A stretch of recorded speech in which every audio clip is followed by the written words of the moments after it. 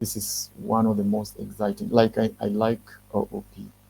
It's because the underlying concepts are so broad, and they are used in so many aspects in tech terrain, basically. So when we talk about object-oriented programming, what comes to mind, number one, is about we are talking about classes and how do we design products. Let's talk about products. And when I talk about products, I'm talking about digital products. How do we design a product? And what comes to our mind is, first of all, when we talk about OOP, we talk about how to define the behaviors of a product, of how the product is supposed to behave. And we call it something like a blueprint. Like you put the bare knuckle, you prepare the skeletal part of what you want to do. And then now you start building the skin, right? So object-oriented programming, it's just a way the normal the key things in object-oriented programming. Let me check my notes over here.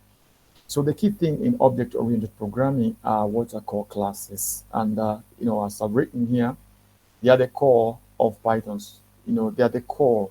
Let's say the core unit in OOP, as they provide a way to define types, and those types are just objects which fashion the real world. We are modeling the real world things.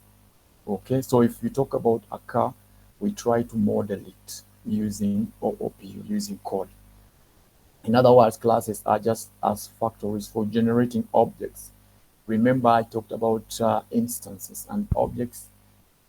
Instances are objects. We will get that when we get into code again, but I'll just go through theory very fast. So they are factories. We create our instances or objects from the blueprint or from the factory or from the class. So every time you call a class object, and I'm using this word object, and I told you last time that Python is an object-oriented programming. Number one, because the reference is normally the object that is manipulated using data. And that's why it's called an object-oriented programming language, because we keep on manipulating objects with data, okay, or methods. So every time we call a class, and a class is defined by the class statement, just like you use the def keyword to write a function. For us to write a class statement, we use the class keyword. So classes can be seen as they're like packages of functions. So they bundle, functions or codes. So that use and process built in object types, and they support inheritance, allowing code reuse and customization. So this is very, very cardinal in object-oriented programming. Code reuse. In as you advance in your programming journey, there's what is called code reuse. And what does that mean? That means that we try not to invent the wheel.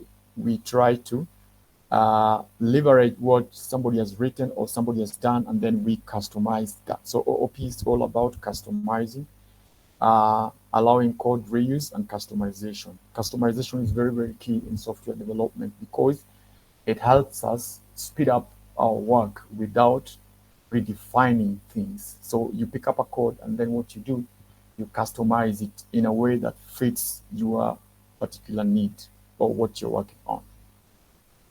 So you don't need to use classes to get started. Like I explained last time, there are so many things that you can accomplish with functional programming. Little code snippets over here and there, you can be able to accomplish quite a lot. Just like a sniper, you don't need, you probably just need a rifle, you don't need a rifle. You need maybe a shotgun or something, or a stun gun, or a silencer, something of that sort to accomplish a particular task at that moment. Okay, but now when you want to do something that's strategic, something that's more of product development, then you have to dig into OOP, because that's gonna lay down the structure of what you want to do. If it's something that for ease of maintenance and collaboration, then you have to follow a certain way of doing it. and that's through OOP that enables you to work on long-term projects, long-term, if you're working on a product and that's something that long-term that needs maintenance and all that kind of stuff, collaboration, then OOP comes in handy. All right, hope that makes sense. So classes, like I've said, they are factories for objects, for building objects. Each time we instantiate a class, that means we call a class, instantiating just what has happened. That means calling a class. So when we call a class, when we run the class statement, when we call a class, we instantiate. That means we are creating an object. So every time we call a class, we instantiate a class, that is, we create a new object with its own namespace, which is a set of attributes and methods that the object can access. So these attributes are just like the variables and so forth and so on. So objects can have unique attributes, but they share behavior. So these behaviors are what I explained, are what are normally defined in the class. Okay. So attributes in Python are accessed using the object.attribute notation expression. Remember this, I keep on hammering this, so this will come in handy a lot.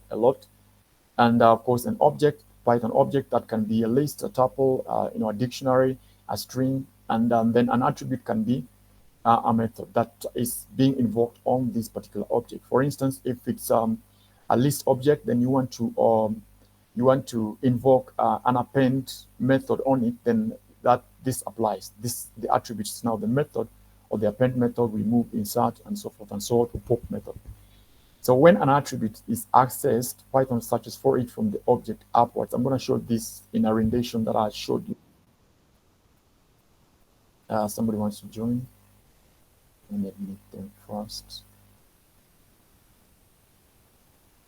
All right. So welcome, Samson. Yeah, so we search this, what's called inheritance search.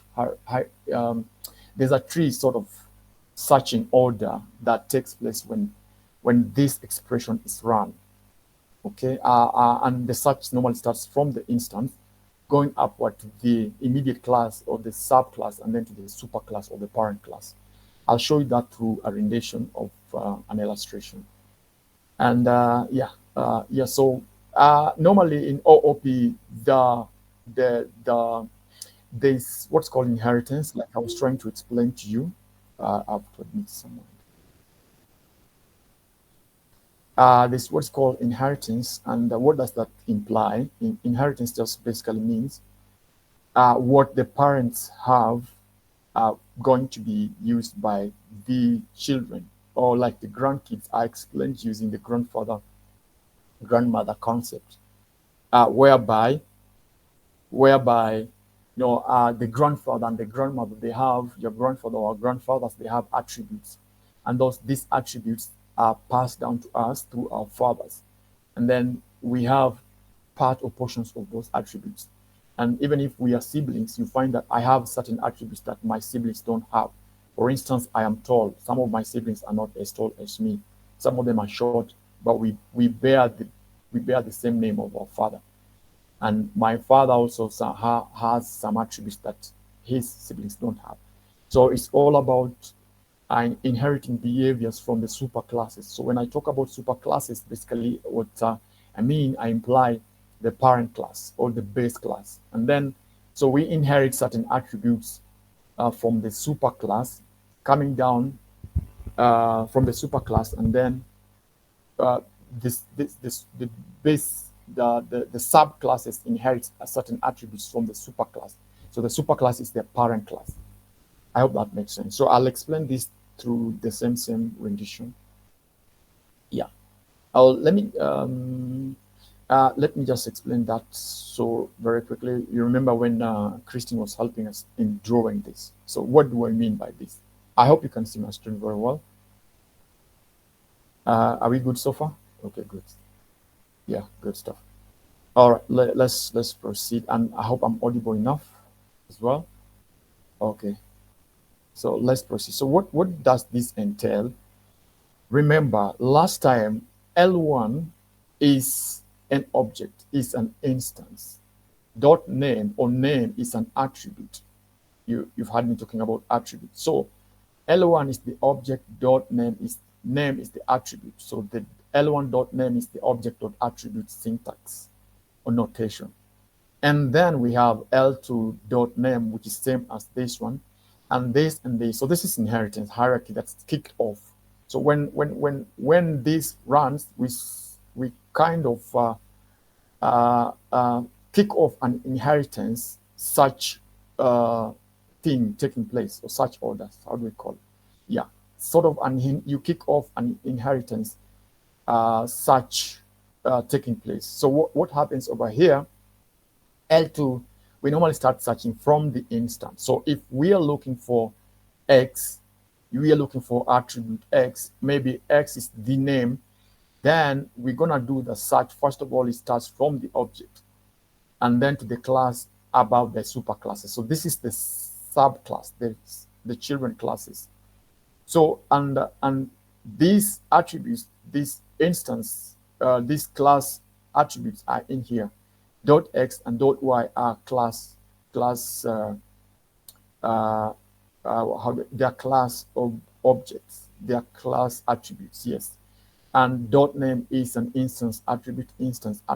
So this x and y, they could be methods, all right? And then, so C1 is inheriting from C2, and the search order, the criteria is from the left to the right. So first of all, we come here down like this. If it's L1 that's being invoked, then L1 is going to search first of all X in here. When the search, it finds X in here, then the search ends here. If it doesn't find here, then it's going to go to the left, and then we'll search for X here. So if it finds X here, it's going to stop here. It will not go to the C3. For instance, C2 is the grandmother, C3 is the grandfather, C1 is the father. So that search order goes this way from L1, C1, C2, and then to C3. So if we find X over here first, then we won't search further. So that will save compute resources. Okay, I hope that makes sense. And so for instance, if we are searching L2.w, so L2, remember, this is an instance. So our search begins from here, and we are looking for W, which is an attribute. And that attribute is in the class, which is within the class scope, and this attribute could be a method. So what's going to happen, it's going to go here, L2, C1, and then left first, and then C3. I hope that makes sense. So this L2 is going to resolve to C3.w, which C3 is one of the parent classes. I'll explain that in code again. L2.w will resolve to C3.w because C3, we are invoking .w on C3, which is the class, and then we pass the instance, which is L2. That's a bit confusing, but don't worry. So let me probably do this in so let me come over here. So if for instance Python will search for the attribute W starting from the object L2, then check the class of L2, AGC1, which is in here, and then start upwards through the class hierarchy that's EGC2. So the search order starts from C2, kicks from L from the instance to the upper class, going up to the most the older or the grandparents, which is C2, C3. So W in C3 gonna resolve to C3.w. Yeah, like I was just explaining. Okay. So superclass is the parent class, which offers the behaviors that's going to be inherited by these subclasses. Okay. Now we can override some of these behaviors, and I'll show you that in a bit by using this method called overriding. So we can override certain behaviors while through what's called polymorphism. Yeah, we'll get to that shortly. I won't go deeply into polymorphism and inheritance, but just for explaining purpose. So I have a few notes. I have up to number 10, and then I'll be getting to code. Yeah. Let me just explain very quickly. So I was here. So classes and instances and attributes. Okay, so attributes are created when assigned values, either in class or instance. That's self-explanatory. In classes, attributes are typically assigned at the class level, while instance-specific attributes are assigned in the method using the self keyword. Yeah, so this, remember, this is the subject of the call, which is the instance, the reference to the object. Okay. For instance, class employee, I think let me just get to code over here so that, no, let me just, let's just finish this first. All right, so class, for instance, we have a class employee. So this class, this is the blueprint. Okay, this offers defines everything that the employee needs to have. And we have certain methods in the class. So this class sets the name of the employee. And we have the instance, the employee one, and then employee two. This is how we call the class. So when we call this class, so we instantiate. When we instantiate this class employee over here, we create this object called employee one, another object called employee two, or instance called employee one and employee two. And now when we invoke set name, which is this method over here, when we invoke it on the class, on the object employee one, we get the output, this one, this. When we invoke the set name, this is the method. And remember, I said that white color method because it has this, it refers to the object, which is self. Good. Yes, this is self-explanatory. We'll do it in code as well. So methods in Python classes are functions that operate on instances. So you cannot qualify it. The only way to qualify it as a method is the instance, which is the self. This thing over here. By convention, it's called self. You can put any other name, but then why invent something when everybody's using self? So this is just a reference. So we're referring to the objects that we create, and those objects are employee one and employee two. Okay. So methods in Python are functions that operate on instances and access or modify instance-specific data. So they act on the data. And the instance itself is passed as the first argument, which is self. Okay. Method calls, and so when calling a method on an object, so like for instance, this is the object, and this is the method. So Python implicitly passes the object employee one as the first argument, which is the self. So this allows methods to access and modify instance attributes. Yep. So multiple inheritance is over here, like I just explained to you over here. This is multiple inheritance because we have C2 as the father, the child inheriting from both parents. So that's multiple inheritance. There is single inheritance where you can inherit just from one class. But in this case, we're inheriting from two classes. So that's multiple inheritances. So I'll finish first of all this theory and then ask a few questions, and then we go to code. Okay. Yeah, we were here. So this self is implicitly called. That means it's called inwardly. So you don't need to understand what's happening under the hood. You just need to know that this is how it happens. So that's how the only way we can manipulate the data is through that kind of linking up or reference. So you can also call method using the class. Yeah, this is a bit tricky, but it was over there. So let me admit quickly.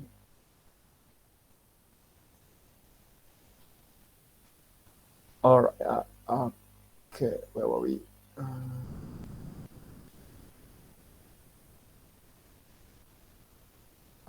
Okay, let me proceed. Yeah. So remember, this is now instead of using this, what is called is a kind of a relationship, which I'll show you also. So in the place of an object, you can also invoke the method on the object, on the class, and still attain the same result. Is as if you are invoking this method set name on the object employee one, this one, but now you are invoking it through the class. Even though this works on lower versions of Python, it won't run on my version, which is version 12, I think. But on lower versions of Python, it will work.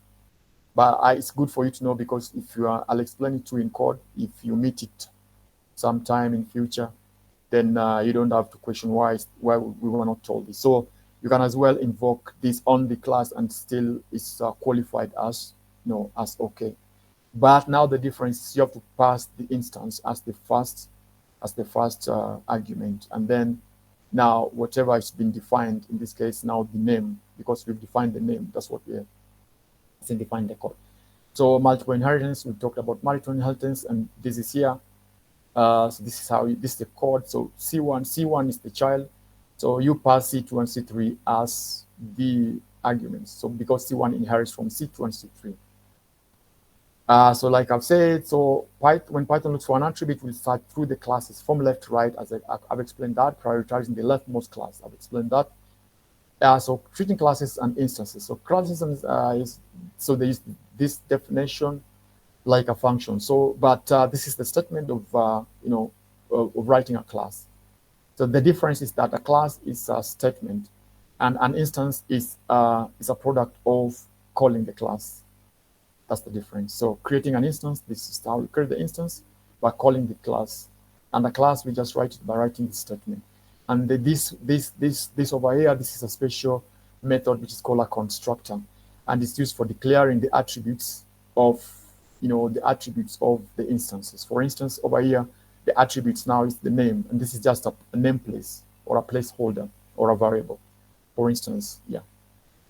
I hope that makes sense. So up to there, any question before now I jump into code, and I'll explain something over here. No, I'll explain this with code.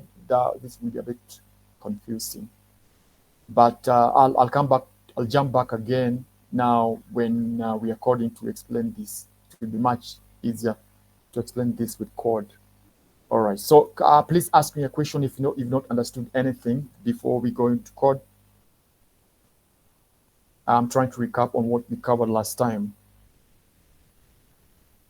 All right. So I assume everyone is okay, and we are good. Okay. So let me know if you're seeing my screen. I'm sharing my editor with you and the corner distribution.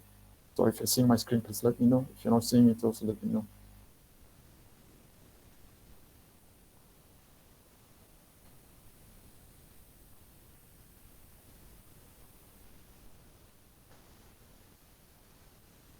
Okay, are you seeing my screen? Give me a thumbs up if you're seeing my screen, all of you.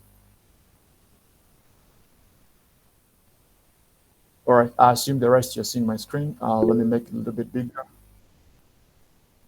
If somebody's raising their hand, please notify me because I'm not looking at I'm just concentrating over here. Okay, fine. So let's proceed on. So you saw me doing, we created this class. So let's now code that example over here. So we have this class called C1. And remember, when you're writing a class, it has to be a capital letter. So C1, and then we pass. Remember, I use that dot, or we can just do this. We pass because that means that I don't have anything to do with that class. So I'm going to pass this as well, or I can as well use just dot, dot, dot, so that we don't run into an error. So class, we have to define this one. This is C plus C2, for instance, or C3, and class C2. If you remember, we did that last time. And now, so this is class C1, which is now this is the child class. So this is parent 1, grandparent 2, and this is now the father. And now the father, we can, for instance, we can just set, what do I want to do? Like maybe just set name. So we are defining a method over here. And as we talk about self, so self is the self, of course, now it's referring to the object that we will create in future. And now we need what? We need a name over here. So so we want to set the name of this. So the name is the attribute, and so self. So we are attaching the object self to the name. So we can probably call this something like this. It's a variable, and over here. Yeah, so def set name. So what are we doing here? So this is an object over here. It's a function, but it's an object because of the self aspect of it. So what are we doing here? This is a method that we will invoke on the classes. So when we want to manipulate the objects, we could invoke this object on one of the instances that we'll create in future. So let's create those instances. So in our rendition, we had L1 and L2. So L1, this is how we instantiate a class. Now, because I forgot here, we are inheriting C3 and C2, remember. So we are inheriting the attributes that we haven't defined over here, but I just want you to see this, that we are inheriting everything that our grandparents have. And this is the father, so the father is inheriting this. And this is the code of the syntax of doing that, okay? And now we will be able to customize what, like, you know, every child of every father, okay, let's say the siblings of the father, they will have all the attributes that the parents have. However, the father will have maybe some unique attributes that the parents don't have, and that can be done through, you know, overriding or customization. All right, so this is how we call this class, and the class we are calling over here is C1, which is the father. And you can see we don't have any argument passed during the class definition, so we just write it that way. Okay, so let's call another, let's instantiate another, create another object called C2, called L2, but it's the same class. So yeah, so for instance, these are now the grandkids of now L1, L2, these are grandkids. This is the father, these are the grandparents. I hope that makes sense. So we haven't defined certain attributes over here, so that's why they're empty right now. And now let's just maybe set the name. So now let's now invoke the method on, let's invoke the method set name on our class, on our object, on our instances. Let's set name. So this is how we invoke them. Now this is not enough still, because this is what probably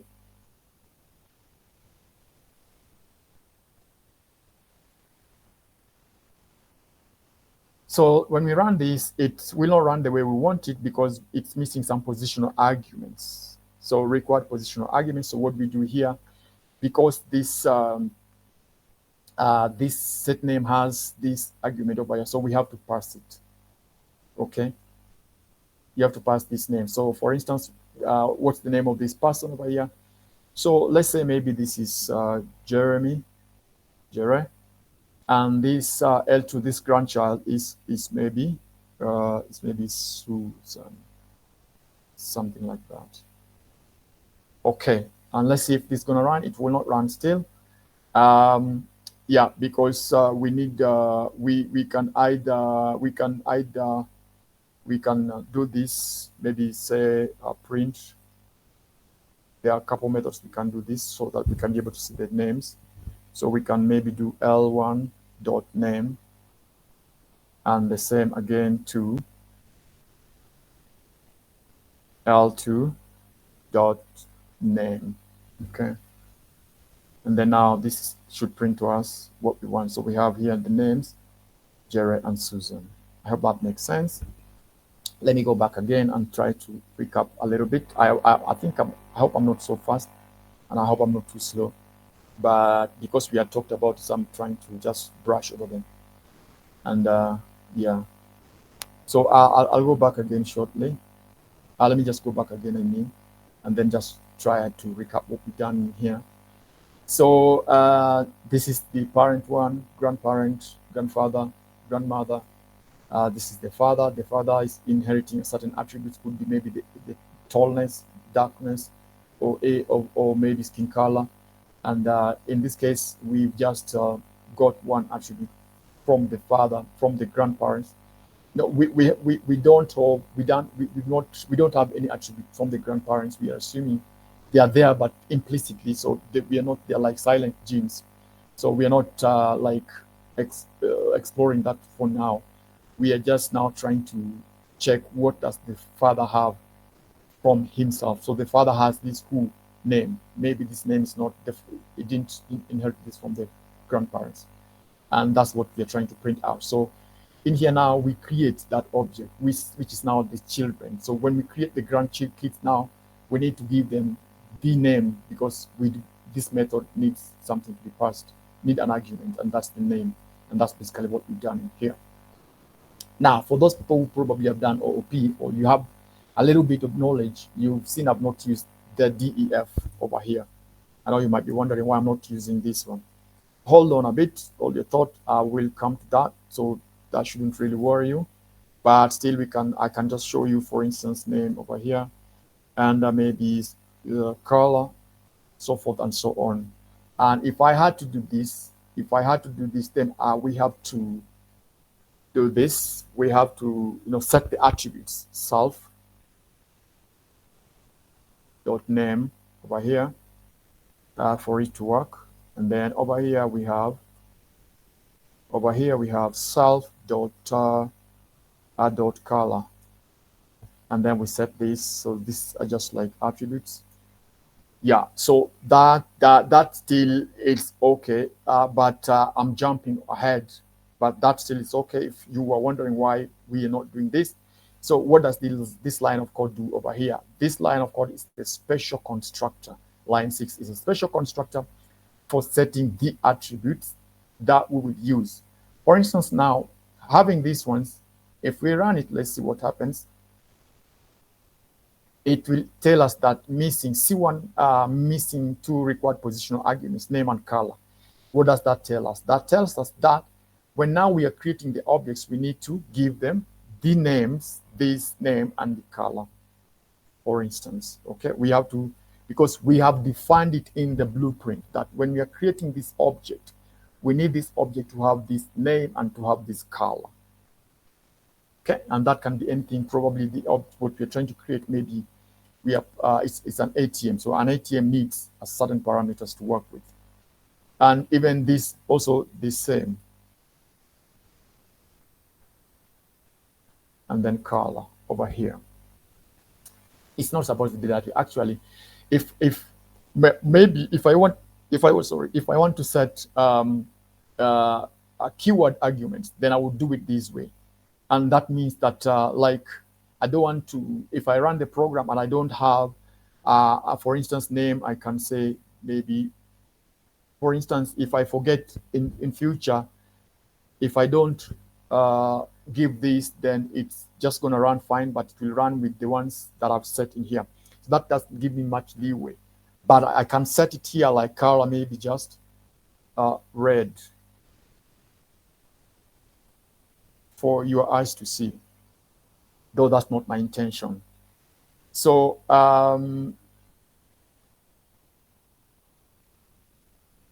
it's this way, color, yep. So for your eyes to see, and I could as well do that over here if I want. The same thing, I could just do it over here. So this is a different person, a different son. So this son is maybe called it's called Benja, and then maybe Benja is we can even leave, even if we don't set it, but then that will mean we set maybe a default color over here. So if you use the default, remember default positional arguments, right? Default argument. So default argument over here. So that means everybody in this family is dark. So which I probably think that's not the case. If that's the case, then let's say dark. So if we put dark here, then when we put dark here, then when we are running our program, we can just set here. When we are running our program, we can set up, if we don't set up this, then it's going to pick dark. That means everybody is going to be dark. And that's not the case. So maybe let's assume this sun is blue in color, which is, I mean, it's not possible. But let's just assume so. So what does this entail now when we run our program? So our program runs with the defined, this one takes precedence. This takes precedence because we haven't changed. But what about if we don't pass in a name here? What's going to happen? But this function needs a name. So what's going to happen if we don't pass? Let's see if we don't pass a name here.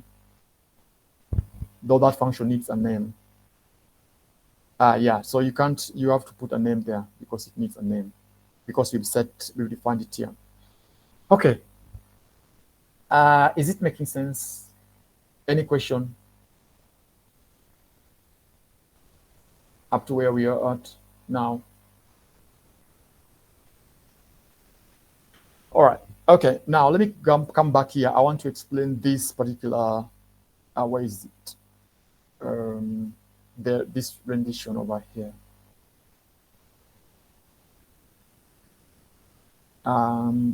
There's how I need to split my, I didn't factor that early, but I need to split my screen so that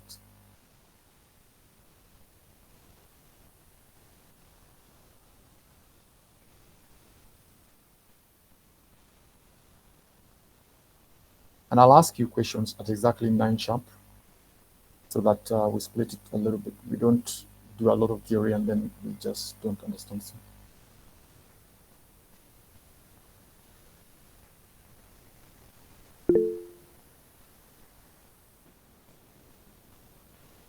Anybody asking me a question? Okay, so yeah. So when I go back to this rendition over here, now I think now it makes a lot of sense when you see, when you do see it in code, and again you see it over here in illustration. So as you can see now, we have L1.name. Now L1, if we run L1, somebody raising their hands? Speak up, please. And let me read what you've written.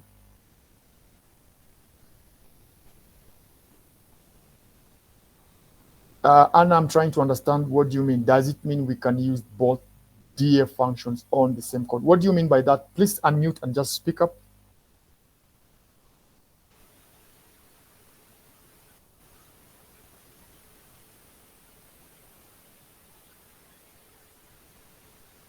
Anna, speak up, please.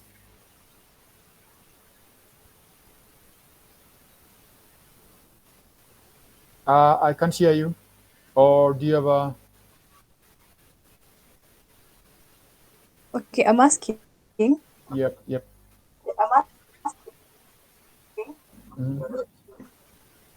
I've seen you have used the def in cell and the def at the same time.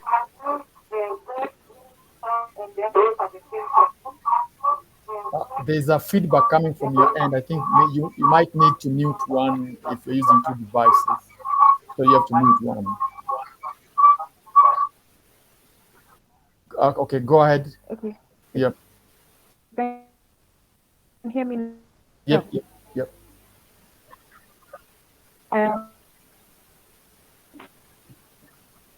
And then you've used the other first name, you know, that on the same code, your code. Is it okay like that? And we just choose one def function. Oh, you're saying I've used def here 2 times. Yes. Oh, so The you're def wondering, in it. Go ahead.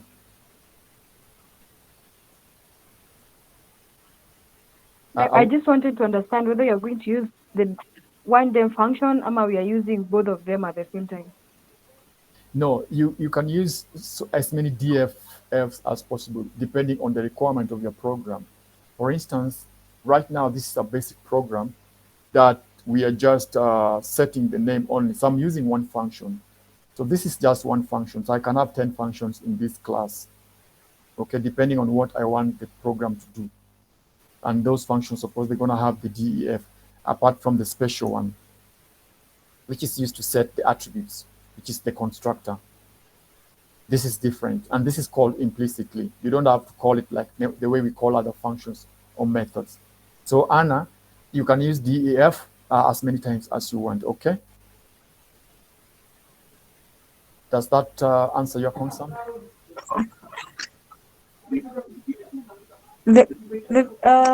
I'm kind of lost. Hii yenye unasema ni special, eh? This the one you're saying is a special contractor. Ndio hii yenye umetumia hapa def int and then umetumia the def function in a section. So I'm asking Yes, I've understood vile umesema tunaweza tumia def function as many times as possible, but as we use those def functions as many times as possible, is it okay to use the special constructor as you continue using the def functions? It's okay. Okay, let me explain again. No, the work of this one is totally different from what this is doing. So, like you see, I didn't use this because I was not setting the attributes but this is normally the norm. Normally, when you're writing a class, it's normally good to set up the attributes so that when you set them up here so that you can be able to use them throughout the program. Uh, this does not affect any other DF that you're going to use because this has its special work. But these other DEFs, you can still put them as many as possible. So it's okay. If you're wondering if it's okay or not, it's okay. This is the standard way of normally writing class or classes. Does that answer you?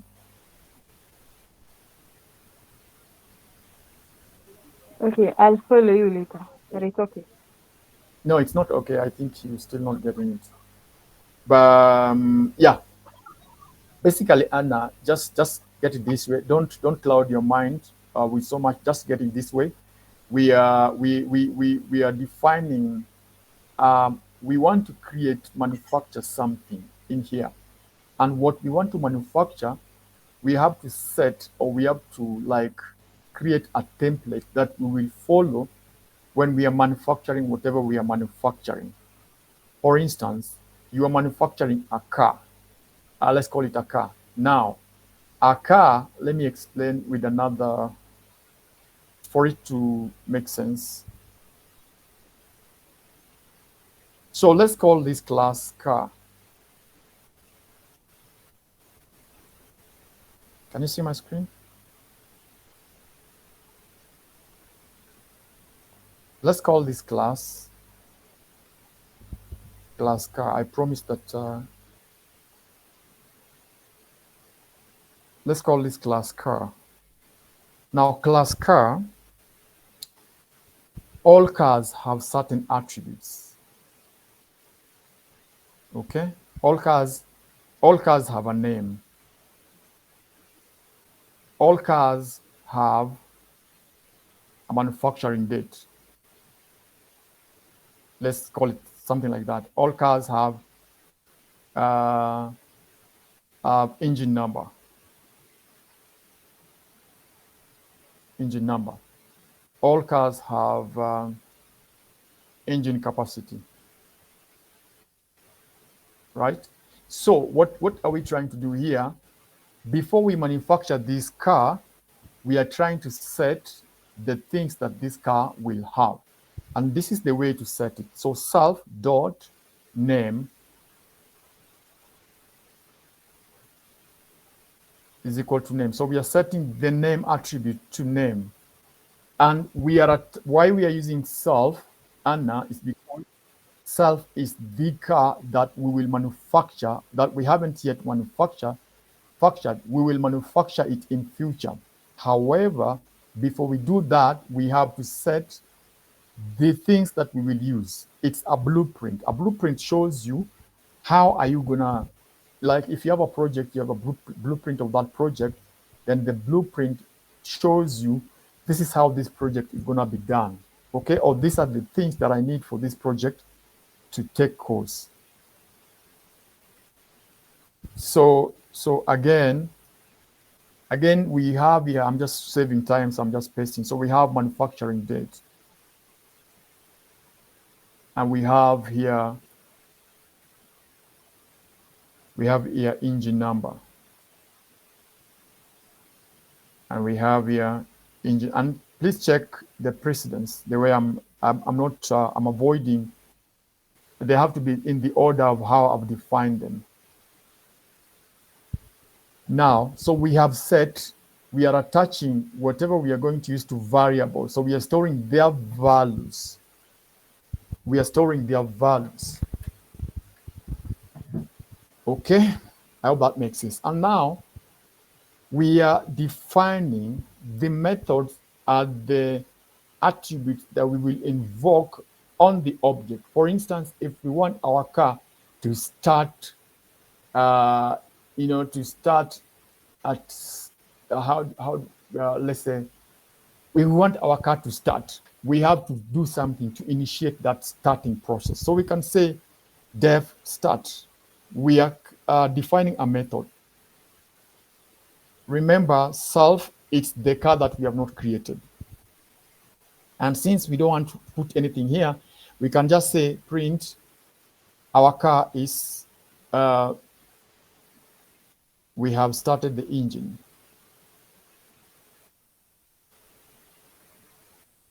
We have started the engine, okay? We can apply another method called def braking.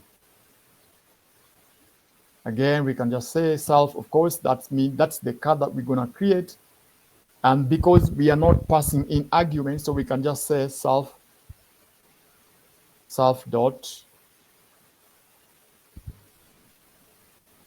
No, you don't have to, because I'm not passing anything. So you can print out here, print self, print our car is braking.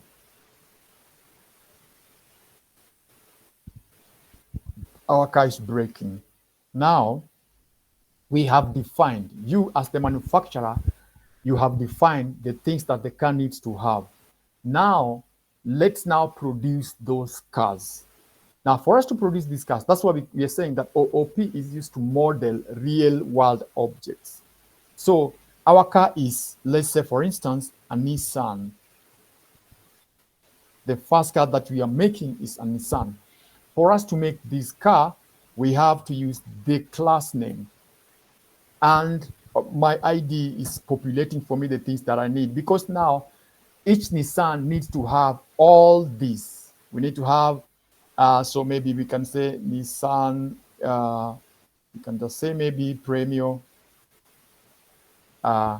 Then maybe manufacture date is 2023, and maybe engine number is 1, something like that. And then engine capacity is maybe 2000 capacity, 2000 cc, something like that. I hope that's making sense, Anna. And then let's manufacture another car. Maybe this is a Toyota. So Toyotas are many as well. Again, for us to manufacture this Toyota, we have to use the class name. So the name of this Toyota maybe is Toyota, for instance, we can say this is Toyota Prius, and engine capacity maybe is 3000.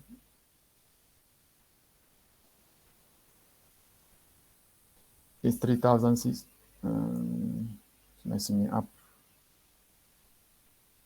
So this is gonna manufacture date maybe 2021. Engine number maybe 1, something like that, and engine capacity maybe 3000 cc. Okay, now we have these two cars and we can manufacture as many as possible. Now we want to check, we want to print out the attributes of this car. We have defined these two methods. We have these two methods over here. You see, and we can still define other methods. Now, the first constructor, which is the special method, is used to set these attributes, as you can see. Now, for us to print this and check, okay, what are the properties of the cars that we have? We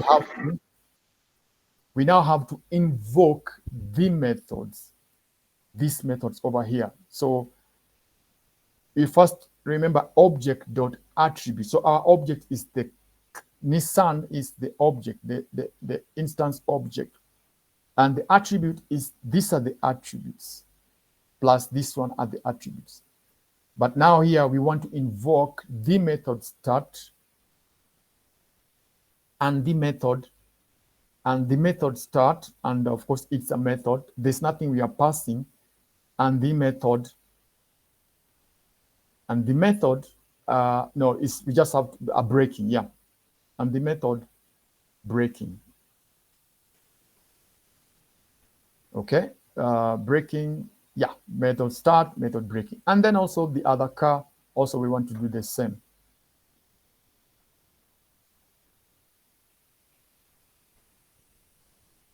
So this is going to be Toyota.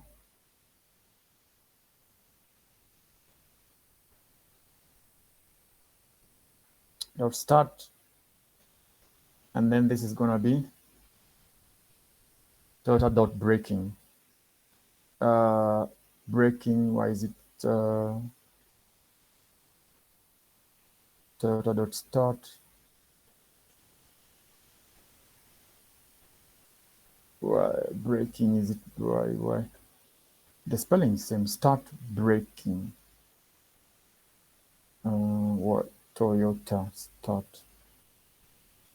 Oh yeah, spelling. Yes, Toyota braking. Now we have this in place.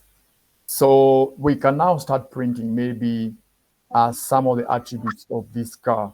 For instance, now if maybe we want the name or we want the year of manufacture, you can just say we can print it out, or probably you can just, I don't want to put it in a print. Let me print them separately.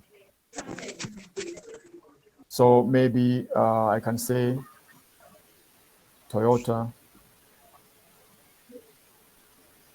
dot name dot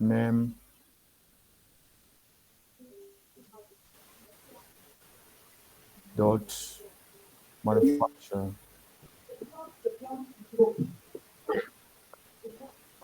It's MFD,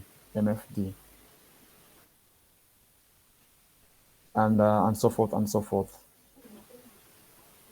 Where is it? It's MFD here, MFD here. And if we print this now,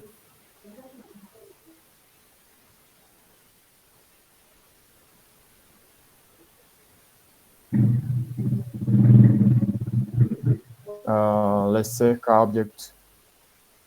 Which one doesn't have the attribute start? Let's start here. Yes, somebody's asking something.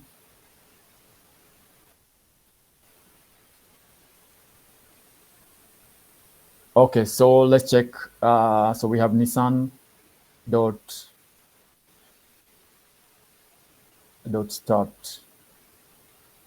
Nissan dot braking. Toyota dot start. Toyota dot braking. Toyota dot name. I'm trying to find out what Toyota dot name, Toyota dot start.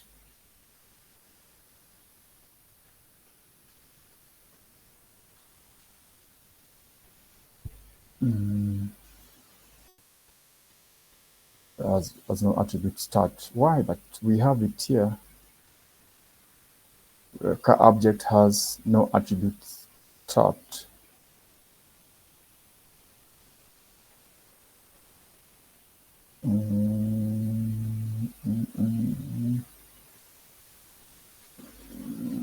Start. I'm calling this Nissan dot start. Nissan dot car.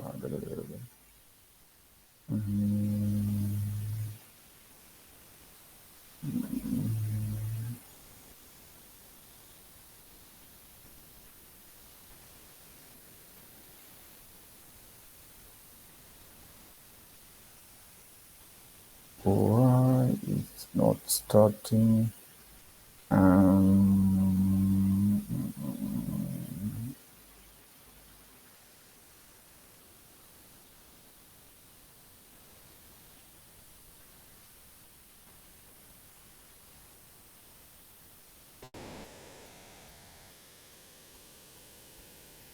Yeah, that was the problem. So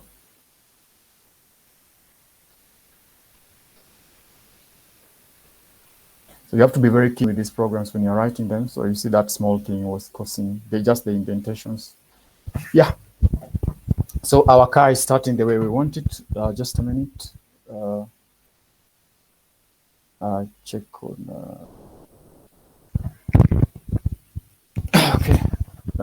My seat was causing an issue. All right, so I hope you've seen. Now, based on this, let's just go check on this first very quickly. Now we have started the engine. What are we doing here? We have started the engine. Our car is braking. We have started the engine. our car is braking. So we can make it so that instead of just saying our car is braking, we can say in here, Toyota.start, we have called this. If you add some print, if you add print here, you can be able to modify the output over here. But basically what I want you to see is that the program is running. Now, what are we trying to do here? I hope this is now a bit clear. We have created our car, and our car is doing something. That's basically what we wanted it to do. And as you can see from the output, our car is functioning the way it's supposed to function. We can modify the message so that we have started maybe the Nissan engine, and Nissan is braking now. We have started Toyota engine, Toyota is braking now. Basically something like that. Okay, any question? Is it coming home? Is it clicking now a bit, Anna? Is it making sense? It's normally a bit tricky, but yeah, is it making sense now?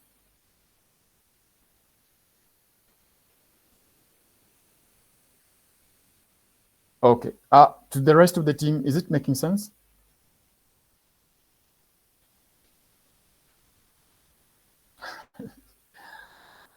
Okay, all right, okay, fine. It's making sense. I just wanted to know that. Anna, I'm specifically particular about you. Is it making sense to you now? Yes, it is making sense since actually you've mentioned about the template. Now I can be able to understand what you are saying. Okay, good, good. I'm happy to hear that. Let's proceed on. Now, where was I? Now, let me just.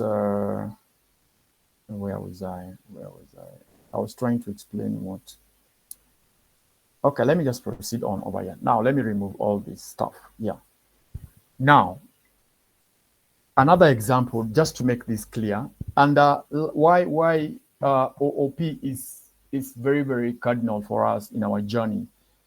You will see how we can be able, those things that I've said, that first of all, let's have a break of maybe 5 minutes. Let me jog your brains a bit here and ask you just one or two things. Let me jog your brains just a bit. Let me ask. So what is, I'd written something here. Let me just check. Let me not get them from my head. Where are they? Just to, as a breather, so that we don't push a lot of theory into your head, and then we end up hanging.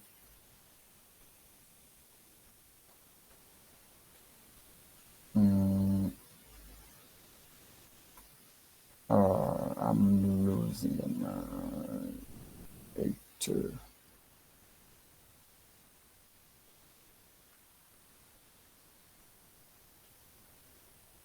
800. All right, I think I've got it.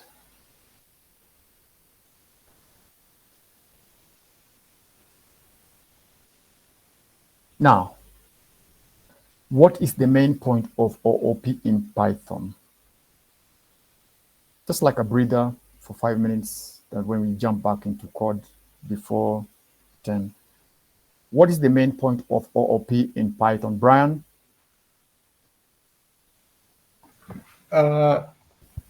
It's organizing and grouping related data. Okay, good. And what are the main characteristics? Okay, another person, what's the main point of OOP? Ivy?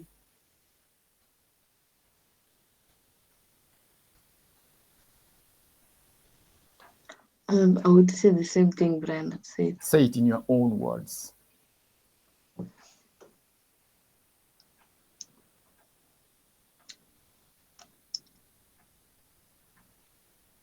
Okay. Ivy, where does an inheritance search look for an attribute? Where does an inheritance search look for an attribute? Where does an inheritance search look for an attribute? In the classes. No. Bonnie, where does an inheritance search look for an attribute?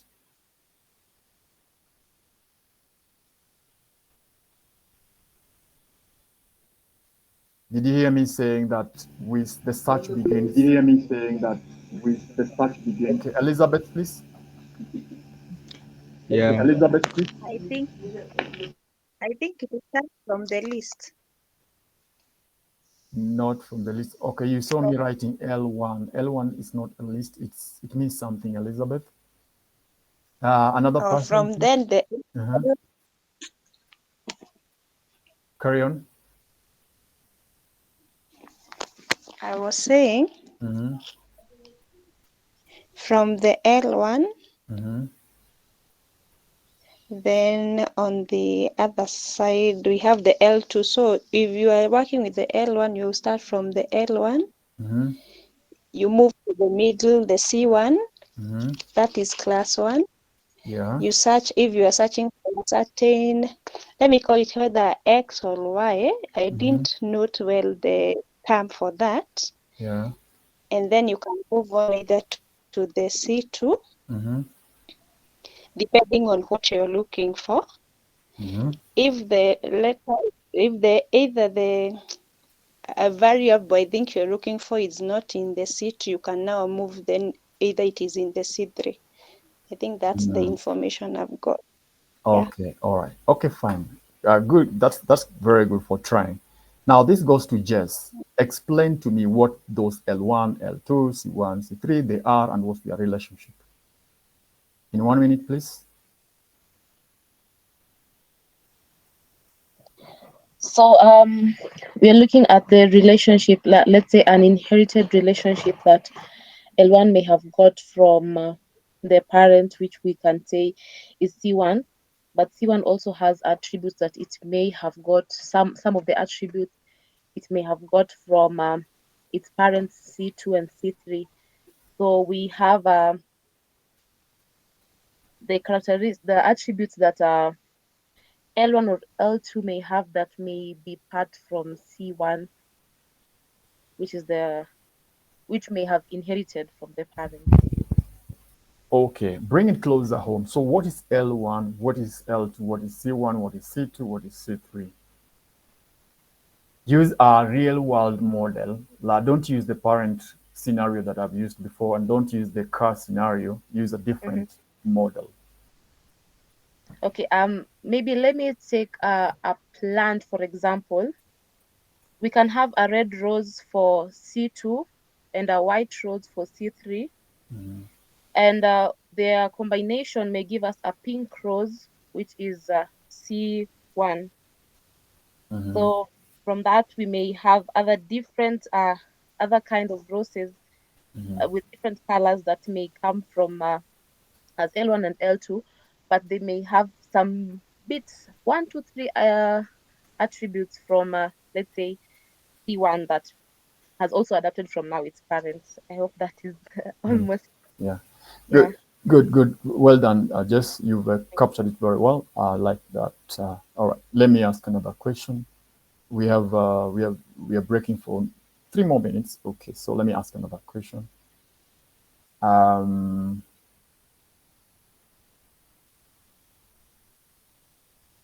what is the difference between a class object and an instance object? What is the difference between a class and an instance object? Somebody wants to answer that before I call your name?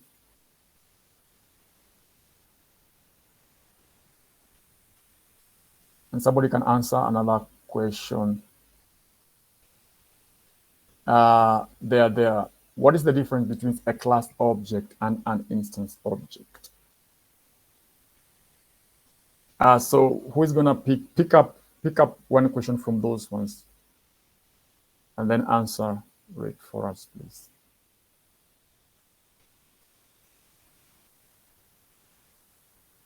They want you to see the answers. The answers are there, but I don't want you to see them. All right. So if you want me to call your name, then okay. Who? Nick Temesi. Question number 3. Answer it, please. I would say a class object. This is the normal object that after creating your class. That's the instance now of your immediate class that you've created. That's the class object. So, for example, like you are talking of L1 and C2, so you've created your class, say a class students. When you're calling your students, so you could have it as S equals to students. So S will be your class object. And an instance object, I'm not so sure about it, but I'd say the object. Now, how about I'm not so sure, but trying to call calling that object, displaying the object. I'd say I'm not so sure about that. Okay. Okay. Thanks for trying. Somebody wants to try. Jeremiah, please. What is the difference? Very quickly, please, so that we do something in the next few minutes. So, yeah, as a breeder, just to freshen your memory, what's the difference between a class object and an instance object? A class of Jeremiah, please, very quickly unmute. Um, yeah, from what I understand is in a class object, it's just like a blueprint for creating instances, or it's created when the class definition is executed, something of that kind. Mm-hmm. Then when you go to the instant object,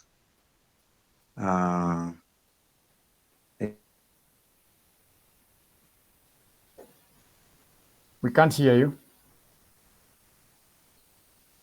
Okay, you've got the class object, Jared. That's okay. And Jude, you're raising your hand. Yes, I want to try. Mm-hmm.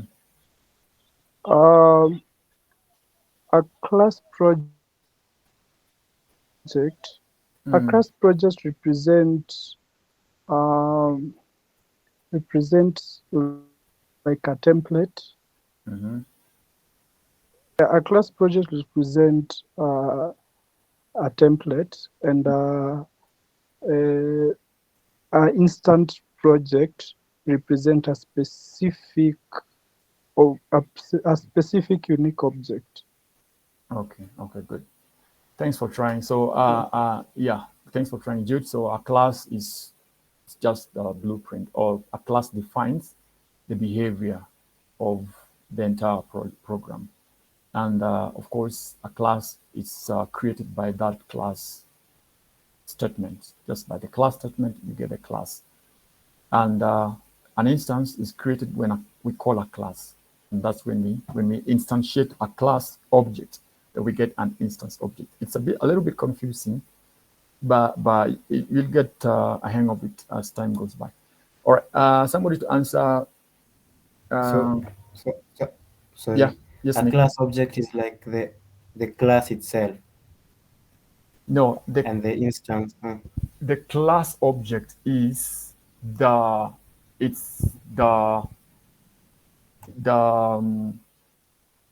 how do I call it? How did I say it? The class object is the template for creating the object. It defines the behaviors, or the behavior of how everything is up, or how other objects are supposed to behave. For instance, and how do we write the class object? The difference is that, because the question is what's the difference between a class object and an instance object. So the class object, we write it, we define a class by using the class keyword. Actually, I needed the clarity using the word class keyword, which is a statement. So the statement class with the name of the class gives you the class, defines the class for you. An instance is a product of calling a class, or an instance is a product of instantiating a class. Okay? An instance is the object that you get when you call a class. Let me answer these other ones very quickly. What's the init method used for? Somebody, can you answer me that? The init, the underscore init underscore double underscore. Let me call somebody's name here. Melissa, can you answer us?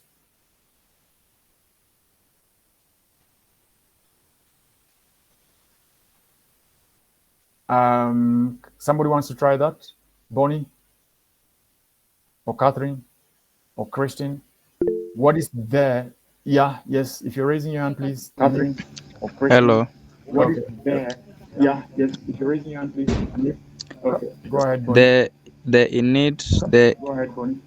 the innate method is a constructor that initializes an object's attribute when it is created, I think. No. Okay. Let me just. No. The init is Okay, let me just. it's a The init special is constructor, or just unmute. Just mute. A method. Yeah, yeah. It's a method. It's a special method. You or just almost got unmute. it. Just mute.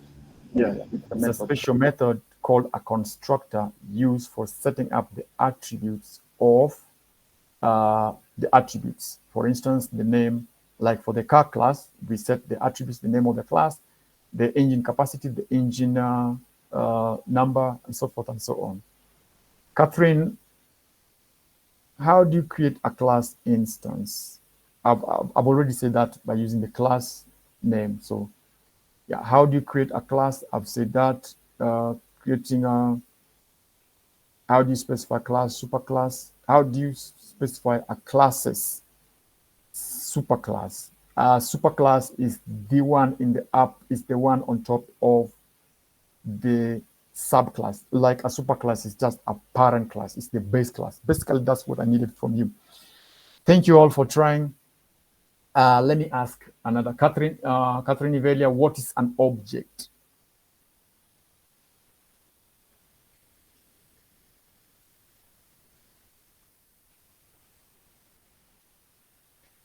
Christine, what is self? Please answer very quickly.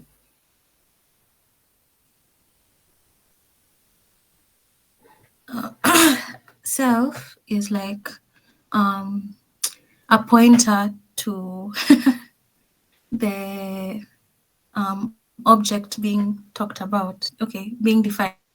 Good. Am I right? I'm Yes, sorry. 100% you're right. Yes. Okay. Yep. If another question comes to my mind, then I'll answer. But I think we've had a breather, so let's go on for the next maybe 20 minutes. We should be done. All right. So now I want us to look at just a few other examples, and then I'll use the illustrations that I've not used to bring that point, to drive that point. Okay. Now I want us to let's define this class called class first class. It's going to help us in understanding some of these concepts further. So we have a class called first class, and yeah, we have a class called first class. So in this class, we have a what? We have a method. We have a method called set data. So we want to set some data, and then this data is going to be inherited by this second class. So set data. So we are setting data here. We need the value of the data. So you see now the difference. So we are setting data. So of course, first of all, and then we need the value of that data that we are setting, okay? Now we have to attach that value to a variable. Dot data is equal to value. And of course, now this is referring, now you know the drill. Every time we are referring to self, we are referring to an object that we will define or will create in future. So value. And then let's define another one, maybe. Let's display this data. So we are defining another method called display. So this method is going to help us display this data that we have defined, okay? And now in this method, remember every time we are writing a method, we have to put that word self every time. So don't forget that. So now when we are displaying, we don't need to return anything. In here, we can return self.data if we want. But now we don't, let's just print display. So let's just print self. yeah, let's just print this data. Let's just print self dot data, and that is it. Okay. And we can say maybe this is my data, or this is the data, or something like that.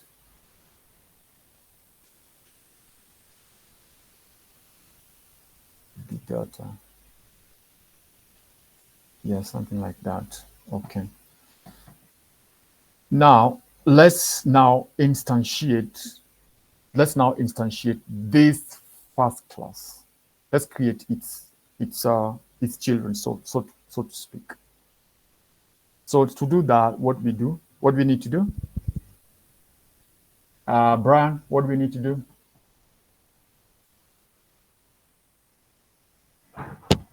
L1.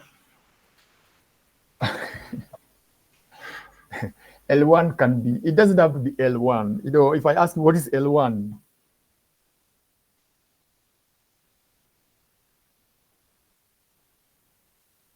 all right. So let's say maybe let's call maybe this X. So X. So wherever, let me just answer Brian. L1 means the instance that you want to instantiate. I was using an example, so it doesn't have to be, it's not cast on stone. L1 can be X, can be a name, can be a car. It was just an example. So in this case, our L1, but it's good that it's sticking in your mind. So if I relate L1 with something else, then it will be easy for you to understand. So in this case, our L1 is X, which is the object that we are trying to instantiate. We are trying to, this is now the instance object. So how do we call the class? Someone wants to try? How do we call the class? Ivy or anybody else? So we call the class by using the class name, which is first class. And since there is no data we set at the onset, so we don't pass in anything because we didn't set any data. Another thing, let's now create another object, instance object, another one again.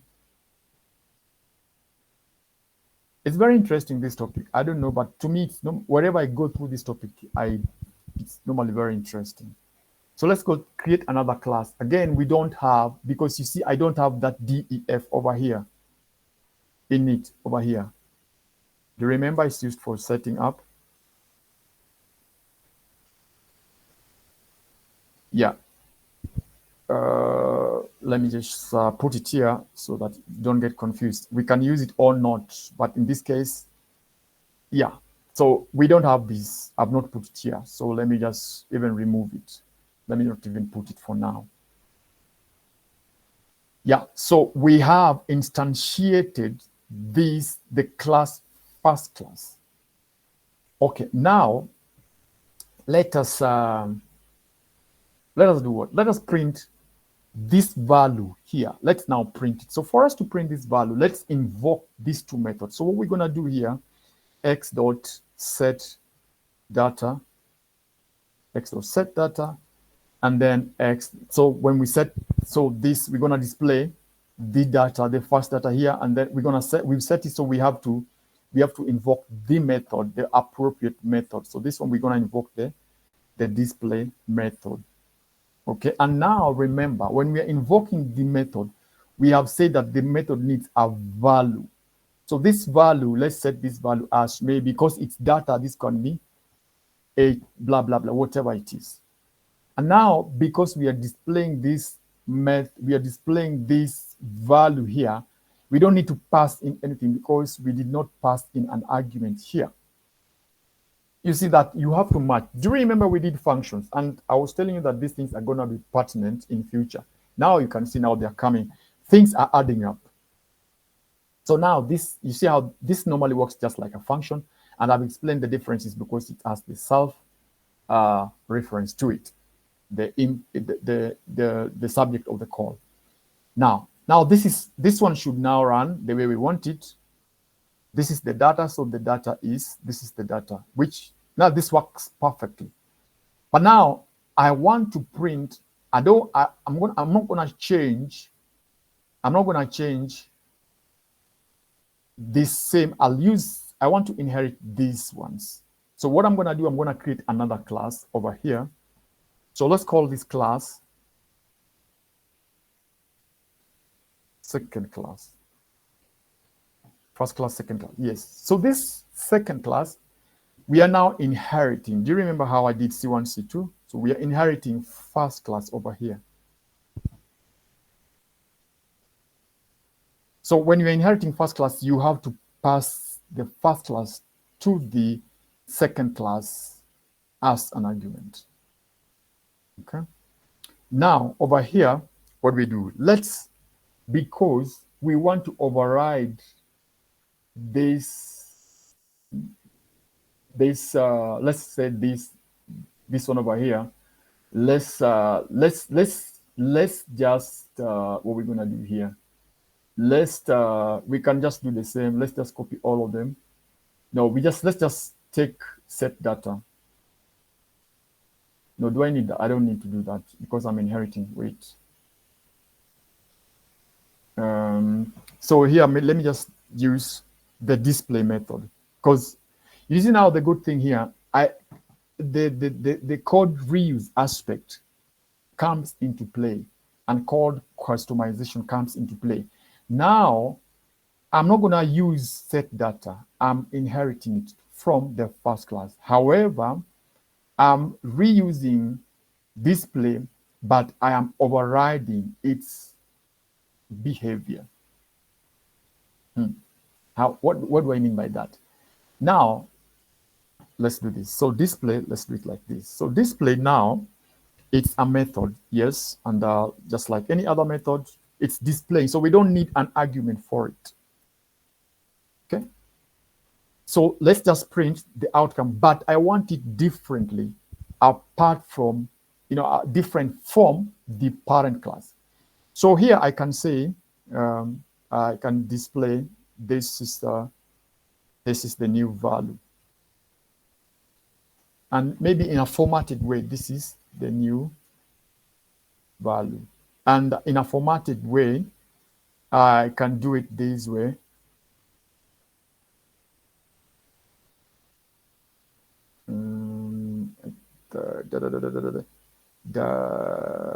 That one, the dollar sign, I think it's that one. If you know it, please remember, but I think it's that way. And then over here, I'll use another dollar, another percentage sign, because I want now to change that into a string. So self dot data. I have not captured it well, I think so, somewhere here. And I have to enclose this. Yes, I have got it now. Yeah, good. Yeah, it should say something is wrong. This is the new, it's not the spelling. The new should be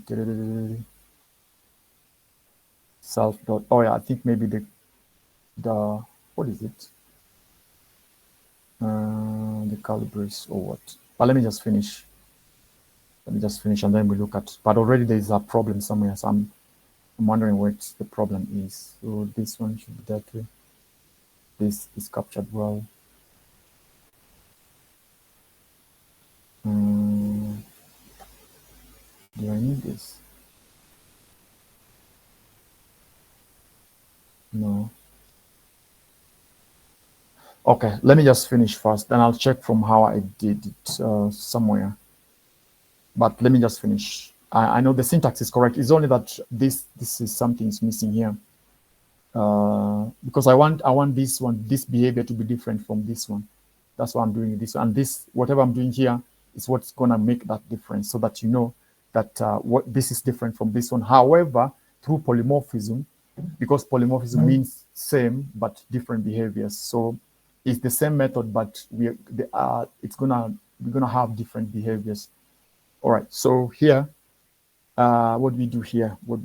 So let me instantiate the second class now. So the second class now, let's call this Z, for instance. So now our class is second class. So second class, we are not passing anything. So what we do now, I want to call this. I want to call this with different data. But I'm calling the same, but I'm calling them inside the second class. And I've not defined them in the second class. So that's how inheritance works. Do you see the point? So the only problem is here. Now, the way it is, it should run. But the only problem is here. So let me check how I did that somewhere. Let me check how I did it.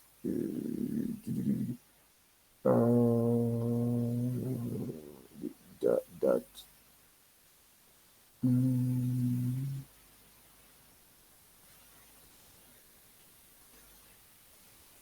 It's inside. It's inside.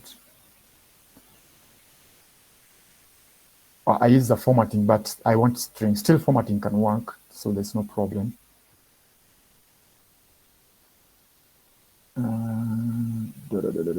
Let me see.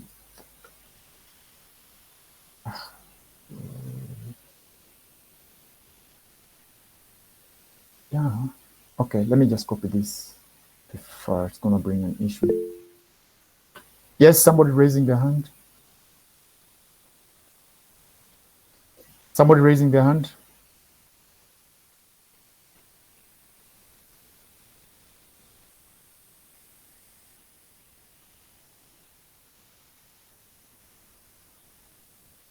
All right. So so this is the outcome. Where is it? Yeah. Yeah, the formatting is not working the way I want it. Let me see what I haven't done well. Let me new data display self data. Why is it not working? But anyway, this is still enough, huh? Still enough, because we just want to see that we are calling the same function, but it's giving us different behavior. That's basically the rationale of what I'm trying to explain. So let me run it here again, and if we run it now.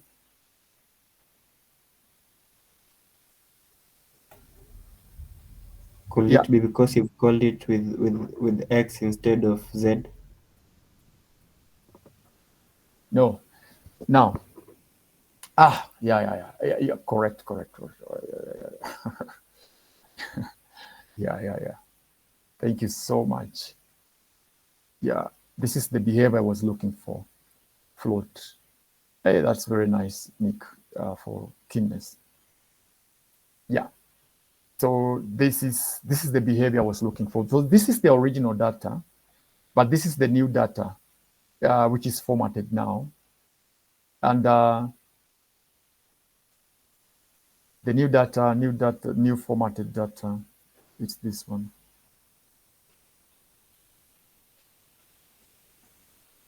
Data is, that's the new formatted data.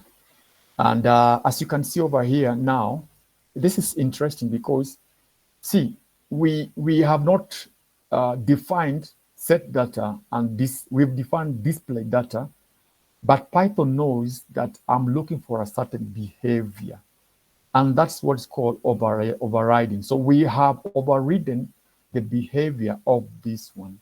So Python knows. So it goes back to that searching criteria, or the tree search, how I was showing you on that tree. So the search starts from here, and then we find that the first instance of the display is in the first class. It's in the second class. So the program stops from there. It doesn't go up. Yeah. So we have overridden this method, and we have not defined this method. However, we can use the attributes in this class. I don't know whether this is making sense to you. So I can also just try to do some more, let's say now our objects. So for instance, all our objects, and I want to capture all our objects. So our objects, I can put all our objects over here. I can put them in a list. So what are the objects we have here? We have X, Y, and Z. And then I use a for loop. Y and Z. Same things that we teach you. It's the things that we use. So our obs. So when we use a for loop, so for item,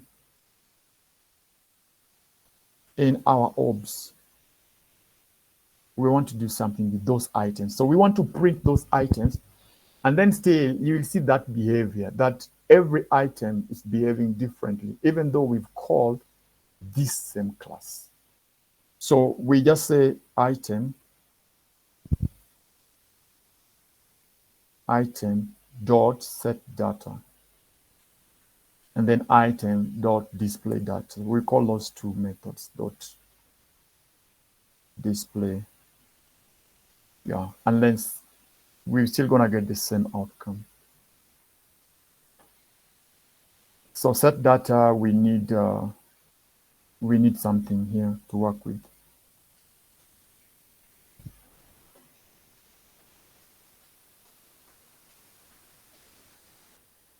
Must be real number, not string.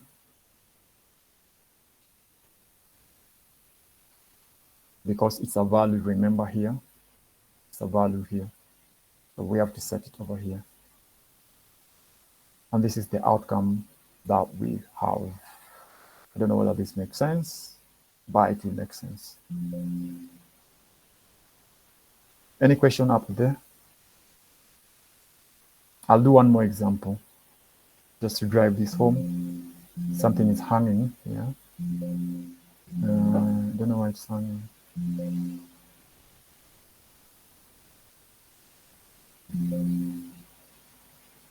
Yeah, as I reset, anybody with a question? We have 14 more minutes to finish. Have we understood, or is it getting more convoluted? Is it confusing?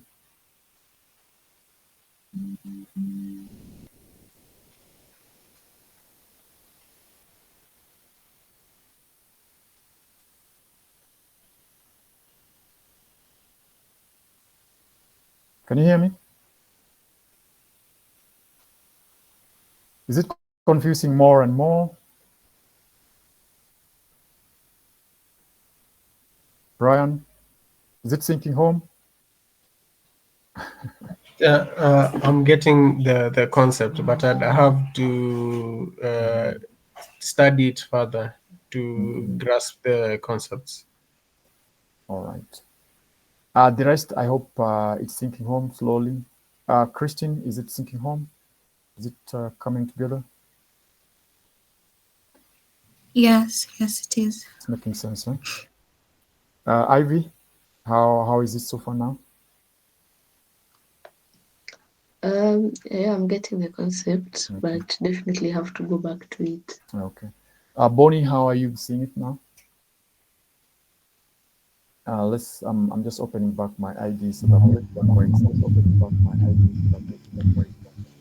It's taking home, but Okay. there are some few things I have to check so that the point comes out clear. Okay. Jupiter Lab. Jess, what about you? Huku mambo imechemka. But so far I can say bado sijashika vizuri kabisa. Yes. But I'm understanding but I'm not understanding. So nika sijashika. That's so funny. You are understanding but not understanding. But I'm not understanding, yes. Okay. We'll try to explain further in our physical class on Sunday and see how it goes. Because I'm telling you the truth. If we get this concept, then as you go further, then it will be much easier for you to understand Django, because Django is built off this concept that we are teaching you. So if you get it, then it's not going to be that convoluted as it seems now. It's going to make a lot of sense. Yeah. And again, with more studies, with more, just plug your hands into notes. I think you get the notes, because I've been lazy in sharing notes. I have all these notes. I don't know whether Lewis has been sharing notes with you guys, but I can share the same notes that I've used over here. They are a bit not very complex, but understandable. So let's do one more example. just to drive the point home, and then we call it a day. We have like 10 more minutes remaining. I've lost that example we were doing, but no issue, because I didn't save it. So yeah.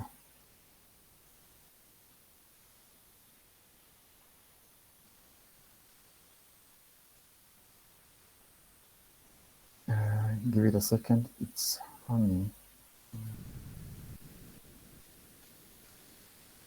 I have so many things taking place now.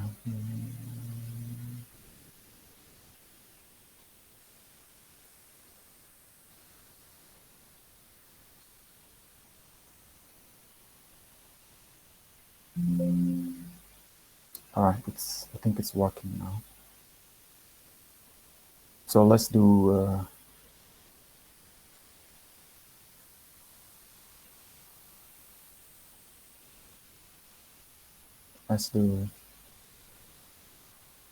I'm clicking so many things, so I think this one. Okay.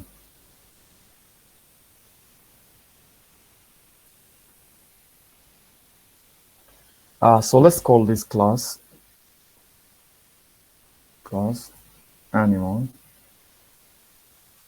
So this will make a lot of sense. So in this class, so let's just define a method called sound. So this animal, like animals make sound. Okay. So yeah, and let's print like animals. All animals make sound.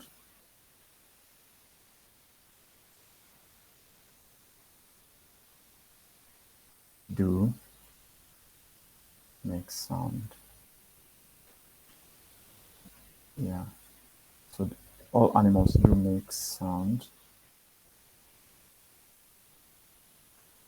And then let's define another class now. Class dog. So in this class, this is inheriting animal class. By the way, this class animal, whether you know it or not, it's also inheriting another class from somewhere that you don't know. So that's how it works. So this is the dog class. So it's inheriting the animal class. Yeah. Now, also here, let's have another method. Well, let me just type it. So def sound,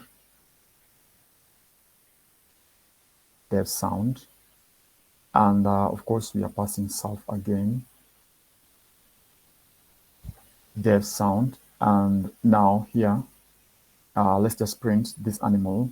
A dog normally barks, so you can just say print I am a dog and I am barking. I am a dog. And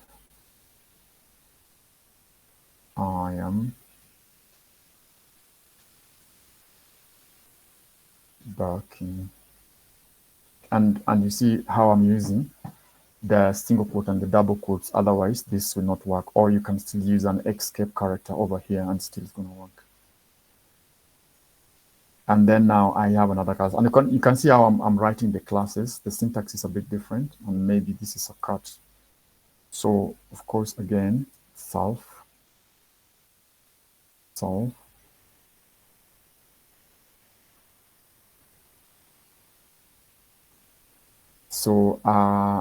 again, the same method, sound, and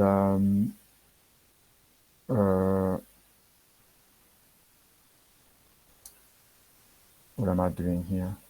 Class. We are inheriting from animal. This is a class. It's inheriting from animal, just like the dog class inheriting from the animal class. So this is the father, like parent class, and these are other classes. And a cat is an animal, so we are inheriting certain attributes from the animal class because all of them, they fall under the animal kingdom. And then def sound now, this is just a method that we want to invoke on the animal object, on the animal instance to do something. So we can just say I'm a cat and printing. Print I am a cat and yeah, basically something like that. So I am a cat and I meow and I purr, something like that. I'm a cat and I purr. Yeah, so that we're done with that. So let's now instantiate our animal object, class object. So let's now, because we have two animals we're talking about here now. So we have the dog, and the dog is an animal. So this animal called dog, we have two. And again, this cat animal. So we now have to create those cats. When we are creating them from their parent, which is the animal. I hope this is making a lot of sense now. And remember, we do not have anything to pass. We don't have any attributes defined. So we are not passing in here. But even the even these other ones don't have. So let's see how it goes in here. So what the next thing is now, let's invoke the methods on the instances. So how do we invoke the methods on the instances? So dot sound. So let's just call this sound. Dot sound, yeah, and then cat dot sound as well. Okay, and now what we do, or maybe you can print some, you can do this. Okay, dot sound. Let's see what happens. So all animals do make sound. All animals do make sound. This is not the behavior we want.